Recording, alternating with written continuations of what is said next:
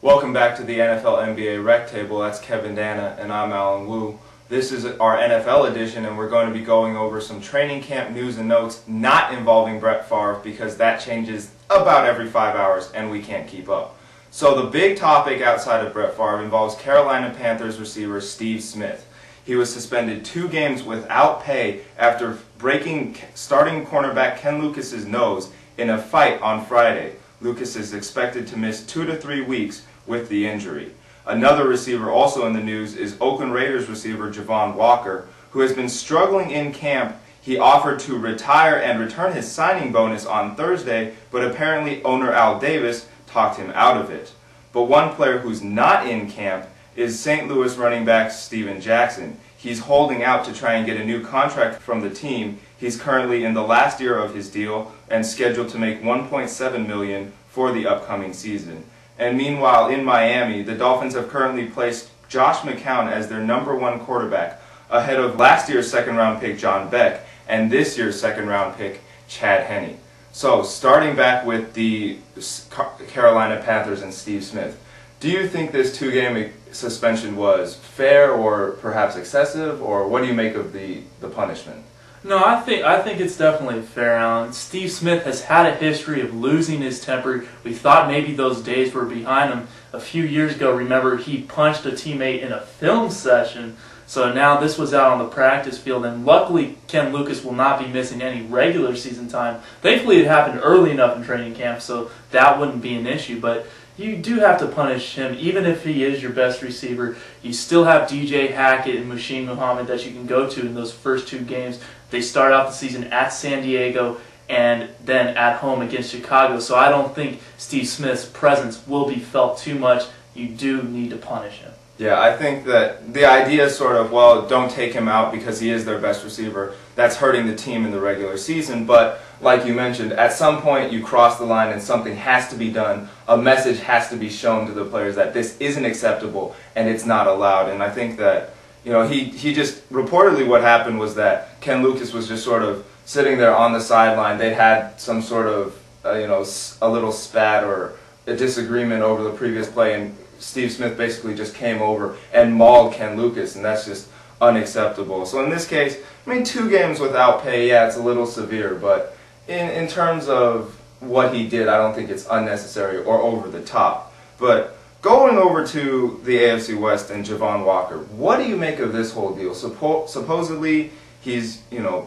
been struggling to return. I mean, he had that knee injury, and then now when he was beaten in Las Vegas, offers to retire. I mean, what do you make of this whole sort of ordeal? I just really feel really bad for Javon Walker. He's had a lot of off the field issues that really aren't his fault. I mean, getting beaten and kidnapped in Las Vegas, and then watching his friend and teammate Darren Williams die in his arms, that really has to affect a player. And this guy is only a few years removed from having a great season with Green Bay, where he was their go-to guy, and then injuries have just really hampered him. And I like the good faith effort he showed by offering back his signing bonus, but hopefully he can play a little bit for the Raiders because they've offered him a lot of money and they're really counting on him.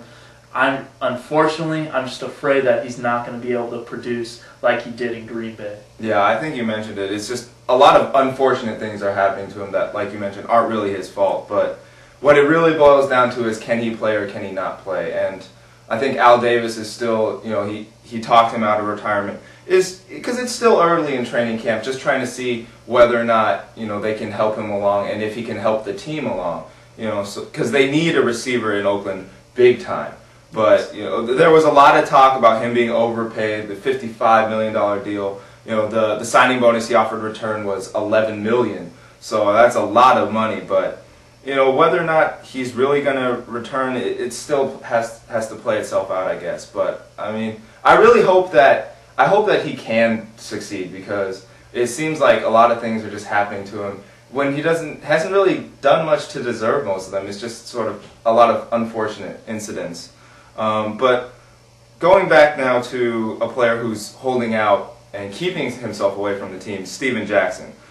He's had a couple good seasons, over 1,000 yards the past 3 seasons, holding out for more money. Do you think that the Rams just need to suck it up and pay him the money, or do you think that the Rams, have a little right to waffle a little bit on paying him? They do have a right to waffle a little bit, Alan, because Steven Jackson's coming off an injury-plagued season. He did miss 4 games. His numbers were down a little bit, 237 carries, 1,002 yards, so barely broke that 1,000-yard rushing mark.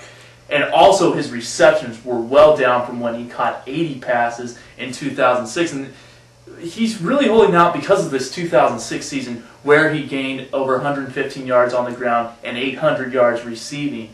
But he didn't have as good of a season in 2007. So do I think he needs to get paid a little more, or does he deserve to get paid a little more? Yes, but not too much more, because he needs to prove himself on what he can do for them in the present. And 2006 was 2 seasons ago. Yeah, well, I think that going into his last year at $1.7 million, he's being grossly underpaid. True. This is sort of like when Clinton Portis got into a contract dispute back when he was still with the Broncos, because he was a second-round pick. He was only making less than $1 million, I believe, what it was, coming off of back-to-back 1,500-yard seasons, which eventually led to him getting traded to the Redskins.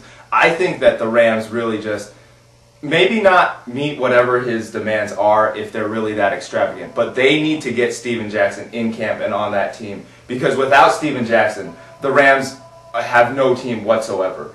I mean, they're coming off a really terrible injury-plagued season. Mark Bolger, Torrey Holt didn't live up to their usual standards, but with Steven Jackson, they have a chance to win that NFC West, because that NFC West is really, really weak. But without Steven Jackson, even in that weak division, they don't have a chance. Another 3-13 season. Yeah. But talking about weak teams, going over to the Miami Dolphins. So there's been a lot of controversy last year about who their quarterback would be. They drafted Chad Henne this year. But now Josh McCown, who they signed in the offseason from the Oakland Raiders, is reportedly placed at the top of the depth chart as of now.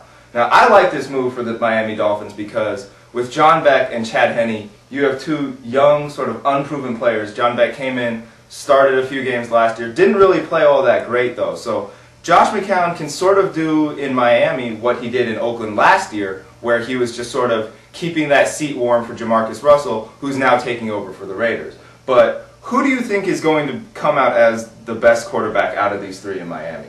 I think eventually John Beck will be the #1 guy. Chad Henne, not really sold on him. He didn't really have a good senior season at Michigan. Josh McCown, we know he's just there to be the starting quarterback for the first few weeks of the season like he was in Oakland, and then he had some injury troubles later. But Josh McCown is perfect because he's not going to be a great quarterback. There's not going to be a controversy to keep him in. He's going to be decent enough to manage the game, kind of, but he's going to dig himself in a hole because he's going to turn the ball over eventually, and then people will be calling for John Beck or either Chad Henne to come up. Yeah, I think that he's perfect for that rebuilding sort of mode like you mentioned, because he's just sort of able to come on, and also he can provide some veteran leadership and experience to these young players, because at the very least he's been around, he's had some success, but just never sort of achieved any sort of level of greatness. But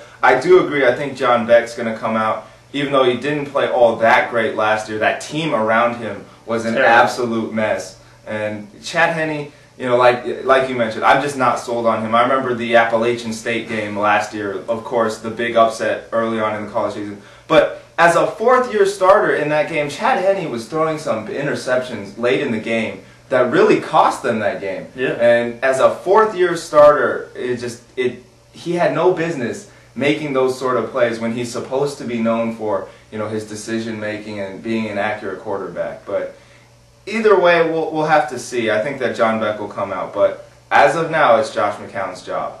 All right, that's it for us this week for the NFL edition. Stay tuned for the NBA edition on the NFL NBA Rectable.